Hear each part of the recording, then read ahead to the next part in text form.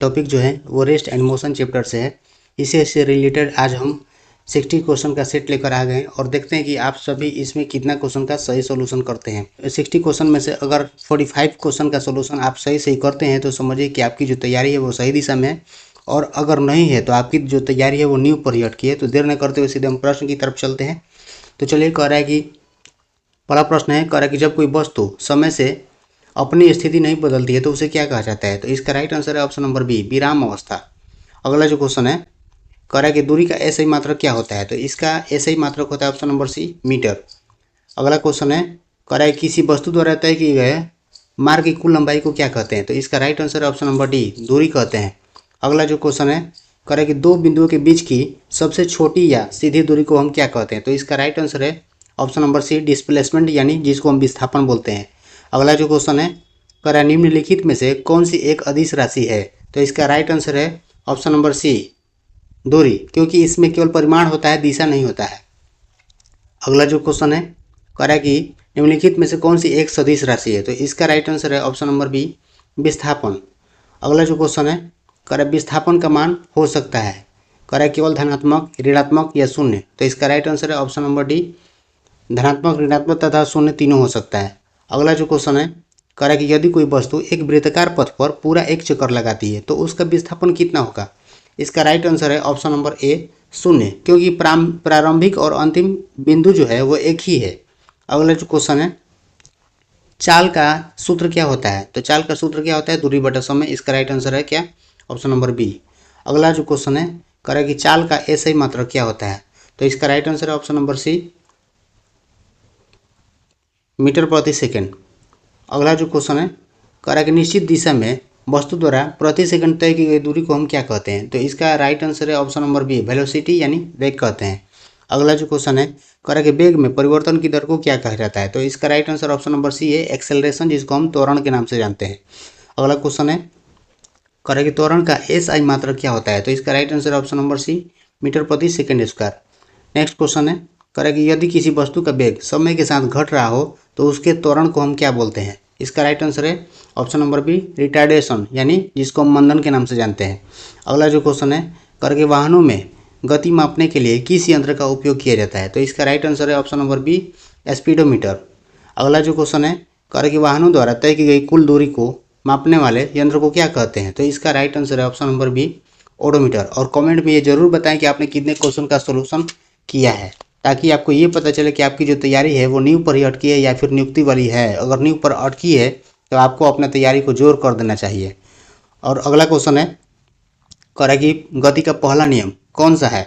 इसका right answer है option number A, v बराबर यू प्लस ए टी, जहाँ v बराबर अंतिम वेग, u बराबर प्रारंभिक वेग और a बराबर त्वरण तथा t बराबर समय होता है।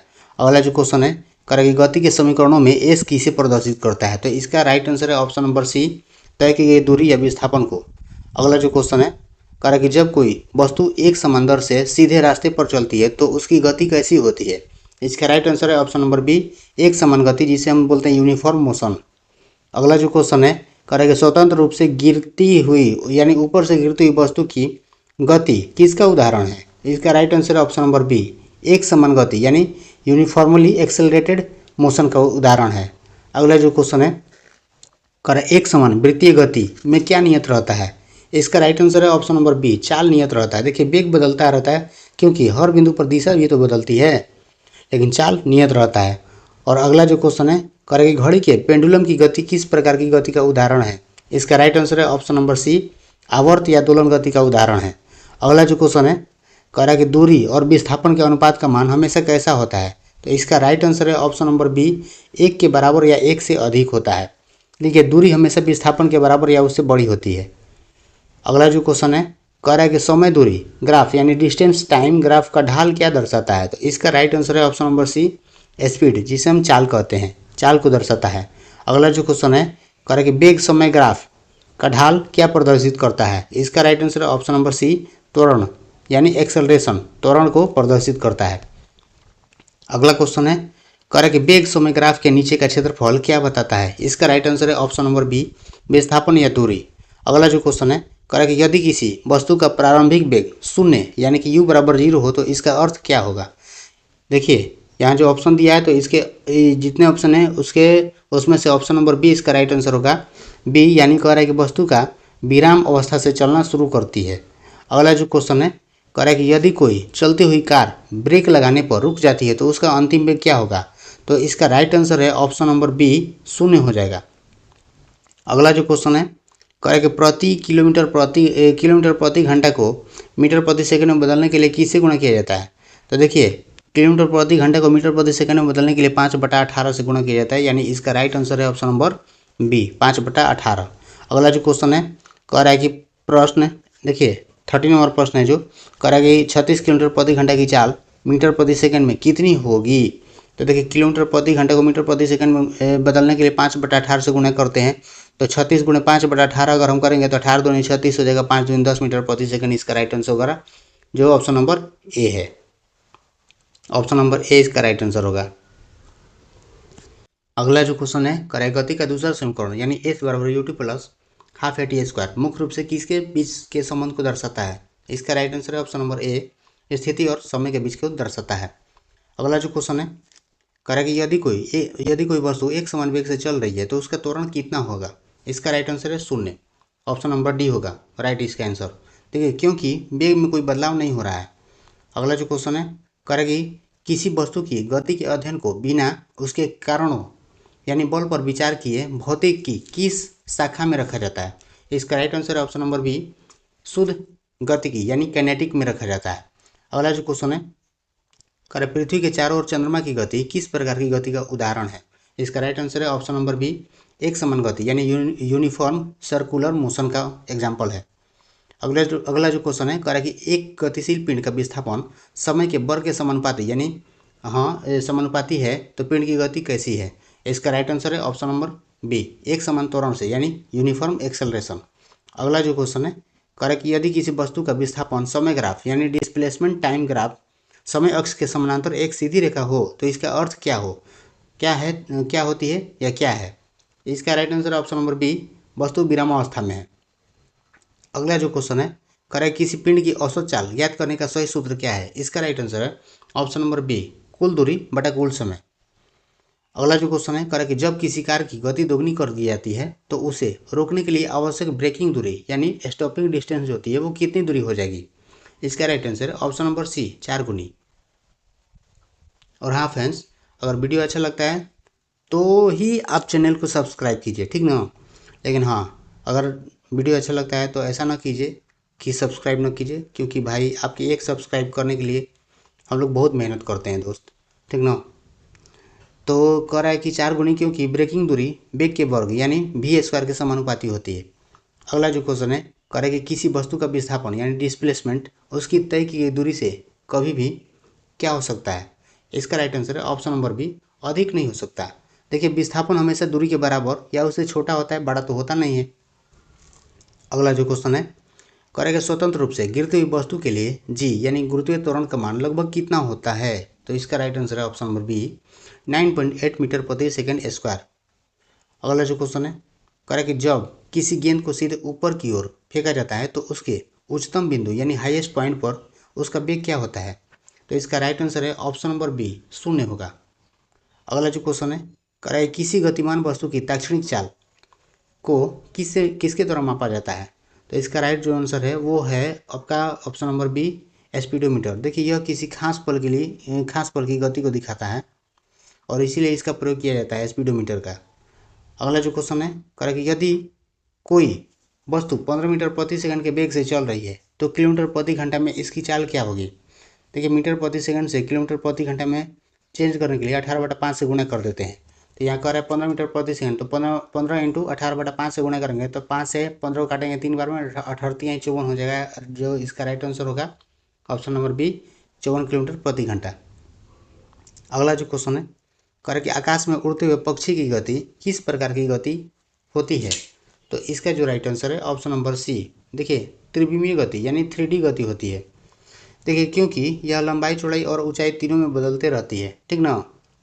अगला जो क्वेश्चन है कह रहा है कि एक समान वृत्तीय गति में वेग की दिशा हमेशा कैसी होती है। जो भी ऑप्शन है इसमें से इसका राइट आंसर सी होगा, क्योंकि देखिए वृत्ताकार पथ की स्पर्श रेखा के अनुदिश होती है। और अगला जो क्वेश्चन है कह कि वेग समय ग्राफ पर यदि रेखा समय अक्ष के लंबवत हो तो त्वरण कितना होगा। इसका right answer option number C है, अनंत यानी इनफाइनाइट, जो कि व्यवहारिक रूप से संभव नहीं है, जो कि व्यवहारिक रूप से संभव नहीं है। अगला जो क्वेश्चन है करे कि यदि किसी वस्तु की स्थिति समय के साथ नहीं बदलती तो उसका वेग समय ग्राफ कैसा रहेगा, कैसा दिखेगा। तो इसका राइट आंसर है ऑप्शन नंबर बी, समय अक्ष पर ही एक सीधी रेखा यानी शून्य वेग हो जाएगा। अगला जो क्वेश्चन है कह रहा है कि एक एथलीट 7 मीटर त्रिज्या वाले वृत्ताकार ट्रैक का आधा चक्कर लगाता है तो उसका विस्थापन क्या होगा। तो इसका विस्थापन हो जाएगा ऑप्शन नंबर बी, 14 मीटर, यानी कि आधा चक्कर लगाने पर विस्थापन व्यास के बराबर होगा, यानी कि 2 × r बराबर क्या हो जाएगा 2 × 7 बराबर 14 मीटर।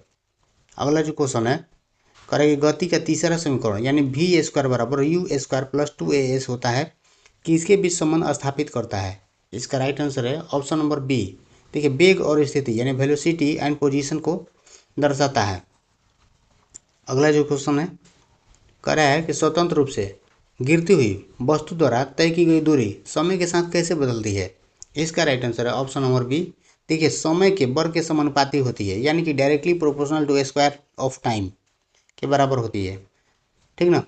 चूंकि u बराबर 0 है ना, इसलिए s बराबर क्या हो जाएगा 0.5 GT² से s समानुपाती होगा किसका, t² का। अगला जो क्वेश्चन है कह कि सापेक्ष गति यानी रिलेटिव मोशंस का अर्थ क्या होता है। तो इसका अर्थ होता है ऑप्शन नंबर बी, किसी अन्य प्रेक्षक या वस्तु के संदर्भ में मापी गई गति। अगला जो क्वेश्चन है कह कि यदि एक ट्रेन उत्तर दिशा में 60 किलोमीटर प्रति घंटा से जा रही है और दूसरी ट्रेन उसी दिशा में 40 किलोमीटर प्रति घंटा से जा रही है तो पहली ट्रेन का दूसरी के सापेक्ष वेग क्या होगा। इसका राइट आंसर है ऑप्शन नंबर बी, 20 किलोमीटर प्रति घंटा उत्तर की ओर, ठीक ना। देखिए हल जो इसका होगा सॉल्यूशन, समान दिशा में वेग जो होते हैं ना वो घट जाते हैं, तो 60 - 40 बराबर क्या हो जाएगा 20 किलोमीटर प्रति घंटा। अगला जो क्वेश्चन है कह रहा है कि विस्थापन यानी कि डिस्प्लेसमेंट की दिशा हमेशा कहाँ से कहाँ होती है। इसका जो राइट आंसर है वो है ऑप्शन नंबर ए, प्रारंभिक स्थिति से अंतिम स्थिति की ओर होती है। अगला जो क्वेश्चन है कह रहा है कि यदि कोई वस्तु सीधी रेखा में समान समय अंतराल से समान दूरी तय करती है तो उसकी चाल को क्या कहते हैं। तो उसकी चाल को कहते हैं ऑप्शन नंबर बी, एक समान चाल यानी यूनिफॉर्म स्पीड, ठीक ना। और अगला जो क्वेश्चन है कह रहा है कि बंदूक से छोड़ी गई गोली की गति किस प्रकार की गति का उदाहरण है। तो इसका राइट आंसर है ऑप्शन नंबर बी, ये सरल रेखीय गति यानी कि रेक्टिलिनियर मोशन। अगला जो क्वेश्चन है कह रहा है कि चलती हुई सिलाई मशीन की सुई की गति कैसी होती है। इसका राइट आंसर है ऑप्शन नंबर बी, आवर्त या दोलन गति यानी पीरियोडिक मोशन जिसको बोलते हैं ना, तो वही होती है। अगला जो क्वेश्चन है कह रहा है किसी वस्तु की चाल हमेशा कैसी होती है। तो इसका राइट आंसर है ऑप्शन नंबर ए, धनात्मक या शून्य होती है, चाल कभी ऋणात्मक नहीं हो सकती, ध्यान में रखेंगे। और फ्रेंड्स अगला जो क्वेश्चन है कह रहा है कि जब कोई वस्तु ऊपर से नीचे गिरती है तो उसके वेग पर क्या प्रभाव पड़ता है। इसका राइट आंसर है ऑप्शन नंबर बी, वेग बढ़ता है, वेग जो होता है ना वो बढ़ता है। देखिए गुरुत्वीय त्वरण के कारण हर सेकंड में 9.8 मीटर प्रति सेकंड बढ़ जाता है। हर सेकंड वेग की बात किया जा रहा है, 9.8 मीटर प्रति सेकंड बढ़ जाता है। अगला जो क्वेश्चन है कह रहा है किसी वस्तु को क्षैतिज से किसी कोण पर फेंका जाए कि वह अधिकतम दूरी कितना तय करेगी यदि गति जो है वो प्रक्षेप गति हो। तो इसका राइट आंसर है ऑप्शन नंबर बी, 45 डिग्री। अगला जो क्वेश्चन है कह रहा है कि गति का कौन सा समीकरण समय से स्वतंत्र है जिसमें समय टी नहीं आता। तो इसका राइट आंसर है ऑप्शन नंबर सी, तीसरा समीकरण यानी v² बराबर u² प्लस 2as। अगला जो क्वेश्चन है कह रहा है कि वेग में प्रति इकाई समय में होने वाली कमी को विशेष रूप से क्या कहते हैं। इसका राइट आंसर है ऑप्शन नंबर बी, रिटार्डेशन बोलते हैं, ठीक ना, मंदन जिसे हम बोलते हैं रिटार्डेशन या फिर डिक्लेरेशन बोलते हैं। अगला जो क्वेश्चन है कह रहा है वृत्ताकार पथ पर चक्कर लगा रही वस्तु पर केंद्र की ओर लगने वाले बल त्वरण को क्या कहते हैं। इसका राइट आंसर है ऑप्शन नंबर बी, अभिकेंद्रीय त्वरण। अगला जो सवाल है करें कि एक समान त्वरित गति के लिए वेग समय ग्राफ कैसा रहेगा। तो इसका राइट आंसर है ऑप्शन नंबर बी, एक सीधी ढालू रेखा, स्ट्रेट स्लोपिंग लाइन। अगला जो सवाल है करें कि यदि कोई कार 2 सेकंड में अपनी चाल 10 मीटर प्रति सेकंड से बढ़ाकर 20 मीटर प्रति सेकंड कर लेती है तो उसका त्वरण कितना होगा। तो यहाँ पर ए बराबर v minus u by t का फॉर्मूला लगा देंगे, ठीक ना। तो 20 माइनस 10 बटा में जो टाइम दिया हुआ है 2 सेकंड, 2 से डिवाइड कर देंगे तो कितना हो जाएगा 10/2 बराबर 5 मीटर प्रति second square. Option number A इसका राइट आंसर हो जाएगा। और फ्रेंड्स अगर वीडियो अच्छा लगता है तो चैनल को सब्सक्राइब जरूर करें। अगला जो क्वेश्चन है कह रहा है कि जब हम विराम अवस्था और गति अवस्था की बात करते हैं तो ये दोनों पद यानी टर्म कैसे हैं। इसका राइट आंसर है ऑप्शन नंबर बी, सापेक्ष यानी रिलेटिव्स। देखिए क्योंकि ब्रह्मांड में कुछ ही पूरी तरह से स्थिर नहीं है, क्योंकि ब्रह्मांड में कुछ भी पूरी तरह स्थिर नहीं है।